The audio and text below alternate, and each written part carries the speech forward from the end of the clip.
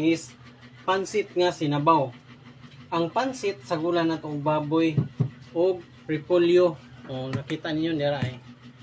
Yan ang lamas guys, naka-ready na. Ahos, ang bombay, sili at sal ug ang sibuyas dahonan. Okay guys, maghiwa na ta sa ato ang ahos para magisa na ta. Ano guys, bombay na po niya itong slice guys. Ayun, ang sili at sal. At uning slice on po muna ni nga style kay para mumatch po gamay kay pansit man nga sinabaw. Kaning ulo sa sibuyas dahonan i-apil ta ni gisal guys. Guys, magisa na ta guys. Iuna ta ni ang ahos. Okay na sad guys.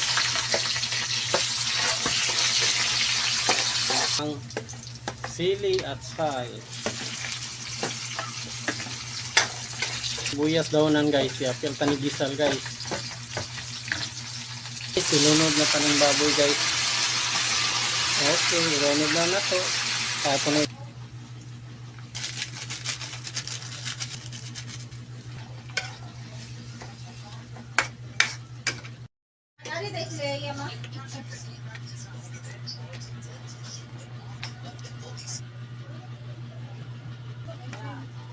Okay, silunod na tani ang pansit guys. Kaya naluto na ang baboy.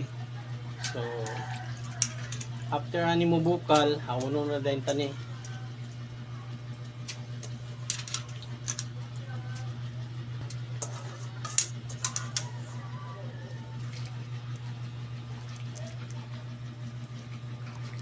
Guys, naluto na gid ang atong pansit guys, kinibukal naman. Oh, nakita ninyo gaso-aso pa. Humot kayo guys. Insakto sa timplada guys. Sulami kayo ni siya guys, kay daghan kayo ang subak ko. Kita ninyo daghan kayong subak. So, magsandok na ta guys.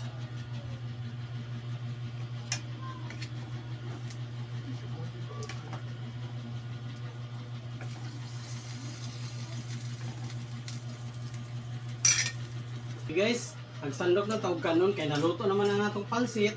O nakita ninyo, nagsandok na sad ta o. Ay, nakita ninyo.